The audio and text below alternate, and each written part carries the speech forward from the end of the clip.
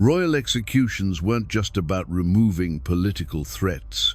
They weren't just about punishing crimes against the crown. They were elaborate spectacles of state power, designed to terrify populations into absolute submission, while demonstrating the divine authority of rulers who claimed to hold the power of life and death over their subjects. The public perception of these executions focused on swift justice, honorable deaths for nobles who met their end with dignity on the scaffold. But behind all that surface-level understanding of royal justice was something far more sinister, something full of dark, surprising, and twisted elements.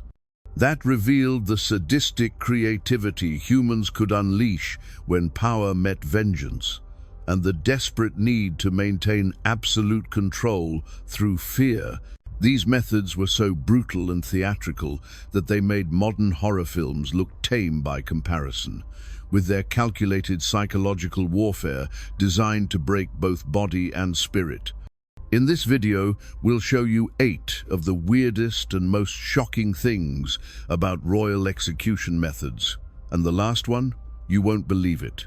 Being hanged, drawn, and quartered wasn't just an execution. It was a systematic destruction of human dignity, designed to erase a person's very existence from the earth. To be hanged, drawn, and quartered was a method of torturous capital punishment, used principally to execute men convicted of high treason. In medieval and early modern Britain and Ireland, the convicted traitor was fastened by the feet to a hurdle, a wooden panel, and drawn behind a horse to the place of execution, where he was then hanged almost to the point of death, emasculated, disemboweled, beheaded, and quartered. This punishment mattered in that time period because treason against the crown was considered the ultimate sin against God himself. Since kings ruled by divine right, and any attack on the monarch was an attack on the natural order of the universe. Picture this gruesome spectacle unfolding as crowds gathered to witness the complete annihilation of a human being. In the most public way possible, the victim would be dragged through the streets on a wooden hurdle behind horses, their bodies scraping against cobblestones and collecting filth, as onlookers jeered and threw refuse, which would take them to Tyburn or Tower Hill, where the real horror would begin. Usually, being drawn simply meant that the person was pulled by a horse to his final destination. However, sometimes this word took on a far grislier meaning, when it referred to drawing the person's intestines out of his body. Later on in the process, the physical consequences were devastating, as the hanging would bring them to the brink of death, without allowing them to slip into unconsciousness. Then the emasculation would remove their manhood, while they remained fully aware. This began with castrating the prisoner, throwing his genitals and sometimes his intestines into a fire. The disemboweling came next, as the executioner would slice open the abdomen and pull out the steaming entrails, while the victim watched their own organs burn in the flames.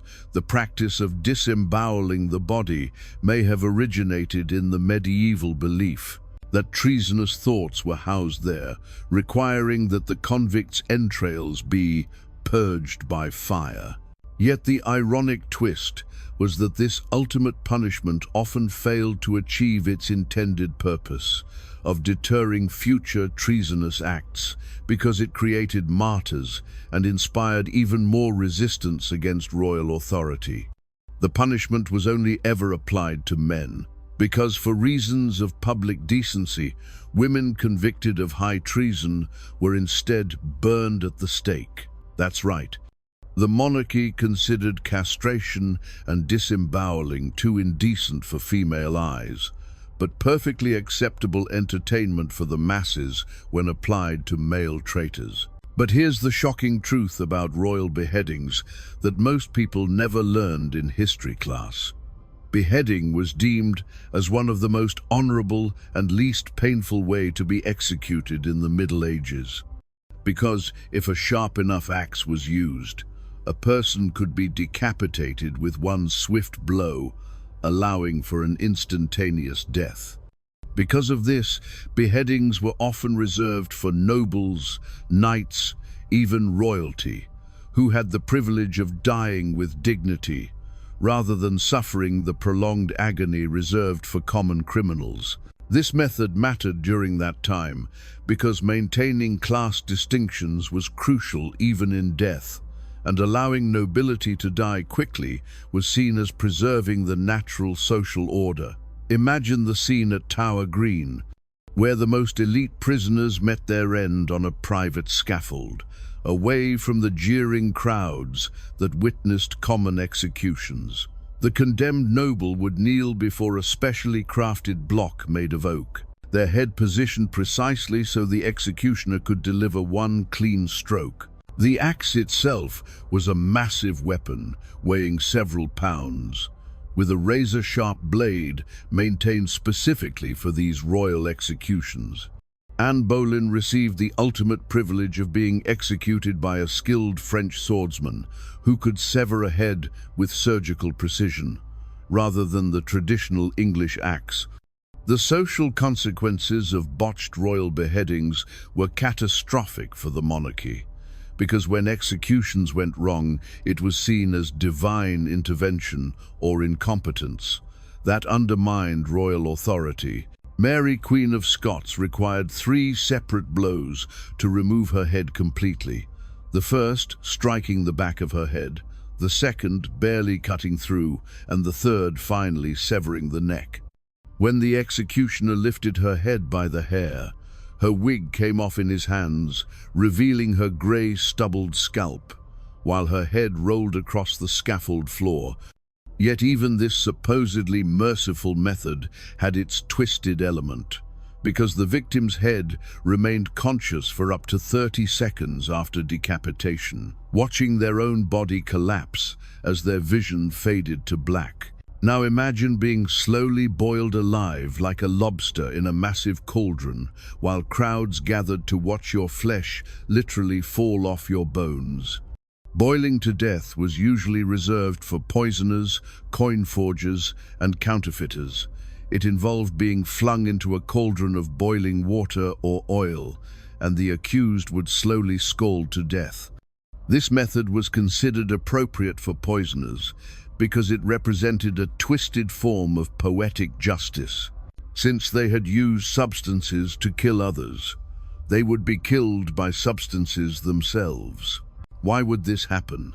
Because during the reign of Henry VIII, being boiled alive became the legally prescribed method of capital punishment for those convicted of high treason or murder by poison. The process was methodical and horrifying. A large cauldron would be filled with water or oil and heated over a roaring fire until it reached a rolling boil. The condemned person would then be lowered into the liquid, sometimes feet first to prolong the agony, sometimes head first for a quicker death. Picture this scene unfolding in the town square, as the victim's skin would immediately begin to blister and peel away. The flesh would literally cook and separate from the bone. While the person remained conscious and screaming, the boiling liquid would enter their lungs through their screams, causing them to drown in superheated water while their body cooked from the outside in. At least 2 individuals, Richard Roos and Margaret Davy, in 1531 and 1542 respectively, are known to have suffered this particular fate. Before abandonment under Edward VI in 1547, the political consequences were significant because this method was seen as so barbaric that it actually turned public opinion against the monarchy. People began to question whether rulers who employed such methods deserved to hold power over life and death. The ironic twist came when the practice was abandoned, not because of moral concerns, but because it was deemed too expensive and time-consuming. to maintain the massive cauldrons and fuel needed for proper execution. That's right. Economics ended this horrific practice when morality failed to do so. But it didn't stop there, because the breaking wheel took royal sadism to an entirely new level of calculated brutality. The breaking wheel, also known as the Catherine wheel, was one of the most horrifying Middle Ages torture techniques, used for public punishment and execution. This method, designed to inflict prolonged pain and suffering, became infamous across medieval Europe as a symbol of ruthless justice. The torture wheel has a long and gruesome history. Dating back to ancient times, it was widely employed during the medieval ages torture period as a method of extreme punishment for severe crimes. The execution by wheel involved tying the condemned person to a large wooden wheel, often with their limbs extended. The executioner would then strike their bones with an iron bar, breaking them one by one. In some cases, the criminal would be woven through the spokes of the wheel, ensuring maximum exposure and humiliation. The primary goal of the first act was the agonizing mutilation of the body, not death. Therefore, the most common form would start with breaking the leg bones. To this end, the executioner dropped the execution wheel on the shin bones of the convicted person, and then worked his way up to the arms. Here, rhythm and number of beatings were prescribed in each case, sometimes also the number of spokes on the wheel. To increase its effect, often sharp-edged timbers were placed under the convict's joints. Less severe offenders would be cudgeled top down, with a lethal first blow to the neck. More heinous criminals were punished bottom up, starting with the legs, and sometimes being beaten for hours. The number and sequence of blows was specified in the court sentence. For example, in 1581, the serial killer Peter Neers was found guilty of 544 murders, and after 2 days of extended torture, given 42 strikes with the wheel, then quartered alive. The social consequences were devastating because victims could survive this torture for days, creating a prolonged spectacle that both entertained and traumatized spectators. The ironic twist was that the wheel often became a symbol of divine justice. When Saint Catherine of Alexandria was sentenced to die on one of these devices for refusing to renounce her Christian belief, the wheel miraculously broke when she touched it. She was then beheaded, making her a martyr whose story undermined the very authority the wheel was meant to reinforce. Yet even more shocking was the Persian method called scaphism that turned the sweetest substances into instruments of the most prolonged torture imaginable. Scaphism, also known as the boats, was an ancient Persian method of torture and execution that involved trapping a victim between 2 boats, feeding and covering them with milk and honey, and allowing them to fester and be devoured by insects and other vermin over time. This brutal form of punishment involved trapping a victim within a pair of narrow, hollowed-out boats, or within a hollowed-out tree trunk, with their head, hands, and feet protruding. This confinement rendered the victim immobile, leaving them at the mercy of the elements and other external forces. The next step involved force-feeding the victim with a mixture of milk and honey until they were thoroughly engorged. This concoction served 2 purposes. It induced severe diarrhea, causing the person to defecate within the confined space, and it smeared the body, attracting a myriad of insects. The victim's exposed skin was also coated with the same mixture, further enticing insects and vermin.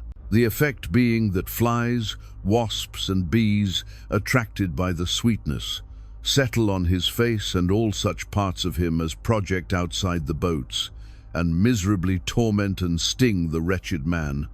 Moreover, his belly, distended as it is with milk and honey, throws off liquid excrements, and these putrefying breed swarms of worms, intestinal and of all sorts. Thus the victim lying in the boats, his flesh rotting away in his own filth and devoured by worms, dies a lingering and horrible death. The true horror of scaphism lay in its slow, excruciating progression. The continuous consumption of milk and honey, often forcefully administered, would keep the person alive longer than they might otherwise survive, prolonging the torture. Death would eventually come, but not before the victim had endured unimaginable suffering from infection, exposure, and the unrelenting assault of insects. The first mention of scaphism is Plutarch's description of the execution of the soldier Mithridates, given as punishment by King Artaxerxes II for taking the king's valor and claiming to be the one who killed his brother Cyrus the Younger, who had rebelled in an attempt to claim the throne of the Achaemenid Empire. The political consequences were severe because this method created such horror that it actually destabilized enemy morale completely. The ironic twist was that scaphism was so effective at breaking human will that many scholars believe it was actually a literary invention, designed to terrorize enemies through the mere description of the method, rather than an actual practice. That's right. The Persians may have weaponized horror stories to defeat their enemies without ever actually using this method. Now prepare yourself for the most skin-crawling execution method ever devised, where victims were literally skinned alive. Flaying, also known as skinning, is a method of torture whereby the skin of the victim is gradually removed from the body in a precise fashion, whilst flaying after death has been historically recorded, typically as a means of debasing the enemy's honor. The predominant occurrences took place during life. This method was considered one of the most painful forms of execution ever devised. The practice of flaying was popularized under the Neo-Assyrian Empire during the 9th century before the Common Era, with carvings dating to the reign of Ashurnasirpal II, depicting the gruesome details. Royal edicts dating from the time of Ashurnasirpal II glorify the deed, proclaiming, "I have clad the pillar in the flayed skins. I let the leaders of the conquered cities be flayed, and clad the city walls with their skins." A prisoner was tied, stretched out, with their hands over their head and their feet together, normally starting with the face.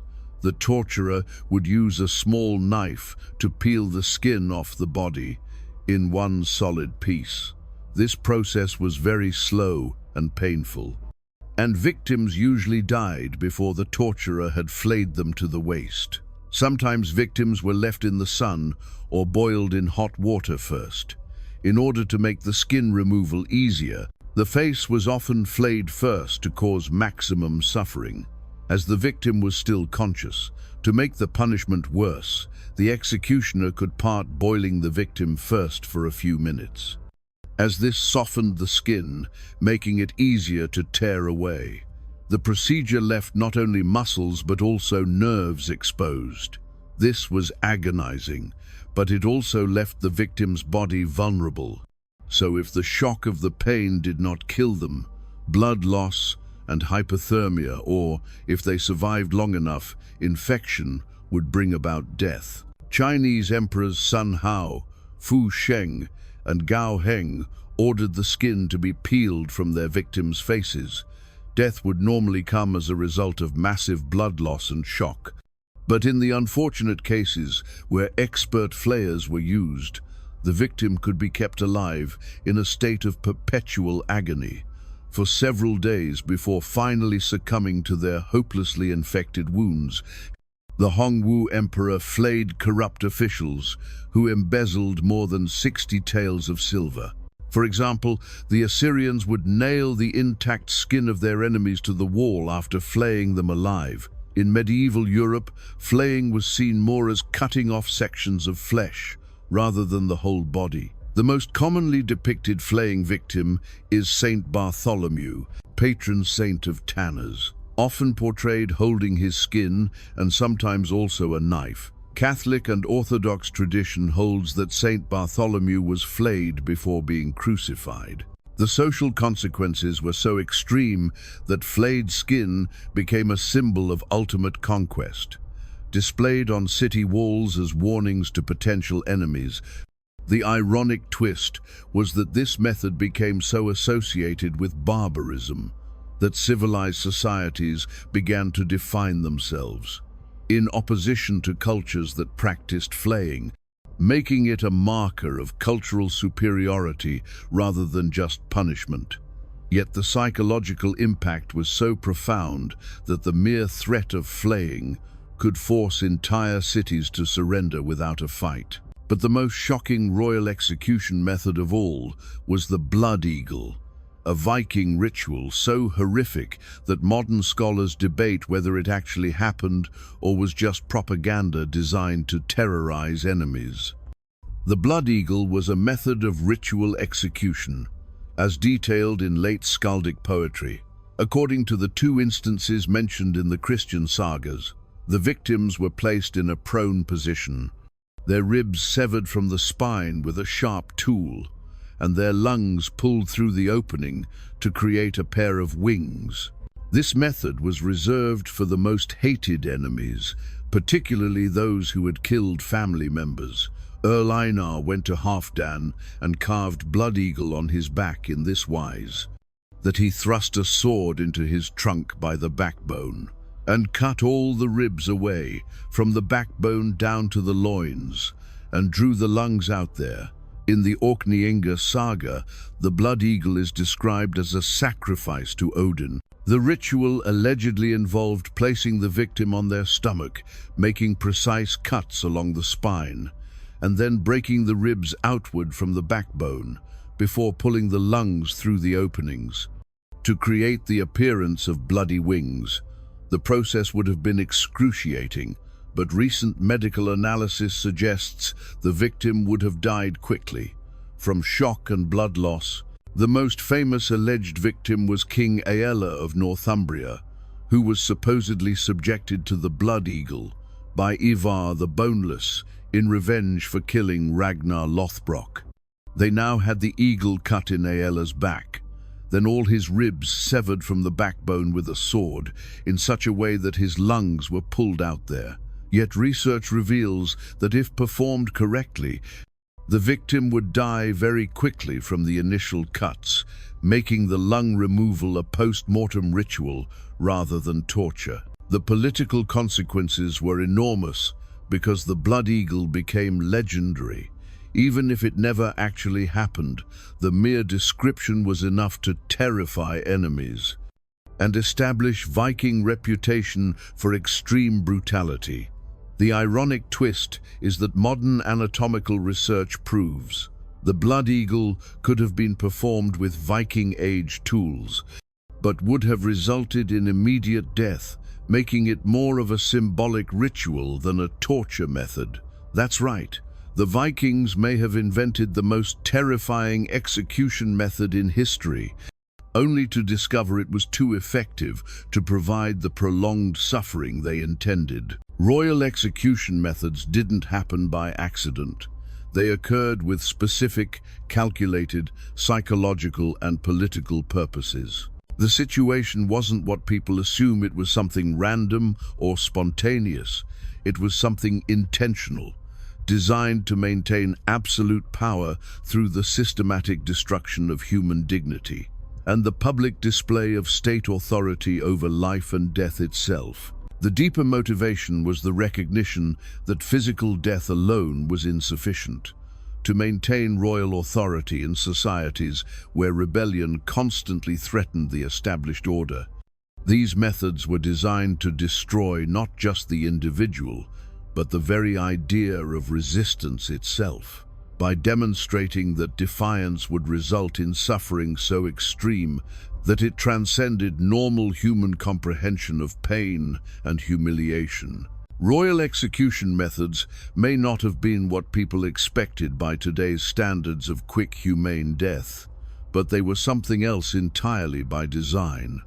In that world, normal expectations of mercy or proportional punishment were not the actual purpose. The real purpose was the complete psychological domination of populations. Through the ritualized destruction of anyone who challenged royal authority, the people involved didn't just survive the medieval world of absolute monarchy. They mastered the art of using terror as statecraft. In the end, their true legacy was not in what appeared on the surface as simple justice or punishment. It was in the lasting impact of demonstrating that royal power could transform the human body into a canvas for displaying the consequences of defiance. And for royal authority, that lasting impact was everything, because it meant that future generations would remember these horrors and think twice before challenging the divine right of kings to rule through fear.